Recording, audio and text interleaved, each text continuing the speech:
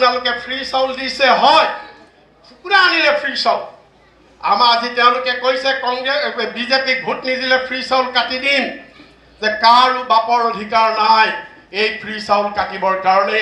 এইটো খাদ্য সুৰক্ষা আইনৰ যোগেদি, কংগ্ৰেছৰ দিনত অনা আইনৰ যোগেদি আপোনালোকে ফ্ৰী চাউল পাইছে।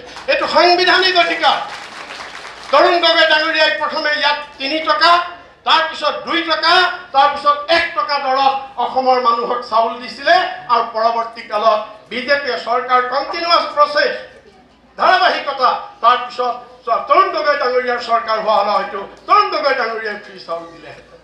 বিজেপিয়ে ফ্ৰী চাউল দিছে, কিন্তু এই ফ্ৰী চাউল দি আমাক কণা হাঁহক পতন ধন দিছে। 1 কিলো ফ্ৰী চাউলৰ ভাত ৰান্ধিবলৈ 200 টকা দি মিঠাতেল কিনিব লাগে। 1 কিলো ফ্ৰী চাউলৰ ভাত ৰান্ধিবলৈ 110 টকা দি দালি কিনিব লাগে। 1 কিলো ফ্ৰী চাউলৰ ভাত ৰান্ধিবলৈ 100 টকা দি এটা অমিতা কিনিব লাগে, এটা ৰঙালাও কিনিব লাগে, এটা জাতিলাও কিনিব লাগে। ৰাইজ আপোনালোকে কওক, এই ফ্ৰী চাউল দিয়াৰ অৰ্থ কি হ'ল? ফ্ৰী চাউল দিয়াৰ অৰ্থ এইটোৱেই, এই যে আমাৰ গান এটা ওলাইছে নহয়, প্ৰভু কিনো তোমাৰ লীলা, চামুচেৰে দিলা আৰু বেলচা মাৰি নিলা, হয়নে? এইটো হৈছে তেওঁৰ বিল আহিছে। কেনেকে জীয়াই থাকিব মানুহ জীয়াই থাকিব কেনেকে? এই চৰকাৰ ইয়াৰ পিছত ৰাইজ, ইয়াৰ পিছত আপোনালোকে কওক, ৰঞ্জিত দত্তই কওক কি যুক্তিত তেওঁ বিজেপিৰ কাৰণে ভোট বিচাৰিছে? পীযুষ হাজৰিকা দিছপুৰৰ পৰা আহি কি যুক্তিত ইয়াত ভোট বিচাৰিছে তেওঁলোকে? এই ফাঁকিবাজৰ কাৰণে, এই ফাঁকিবাজ। আজি তেওঁলোকে এই অৰুণোদয় আজি আমাক কিমান পূৰ্বক বনাইছে? আজি কিমান পূৰ্বক বনাইছে? 1250 টকা অৰুণোদয় দিছে, হয় দিছে। কিমানক দিছে?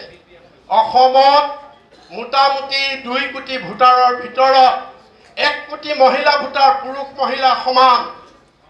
1 কোটি মহিলাৰ ভিতৰত 16 লাখ মহিলাক অৰুণোদয় দিছে। 84 লাখ মহিলাই নাই পোৱা, চবকে নাই দিয়া। আৰু যিসকলক দিছে কি হৈছে?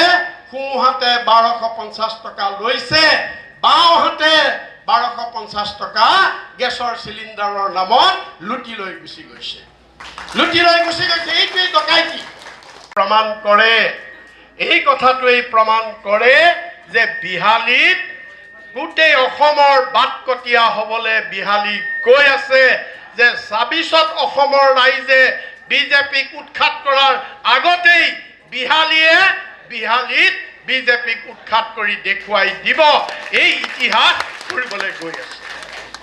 ৰাইজ, মই দীঘলীয়া নকৰোঁ।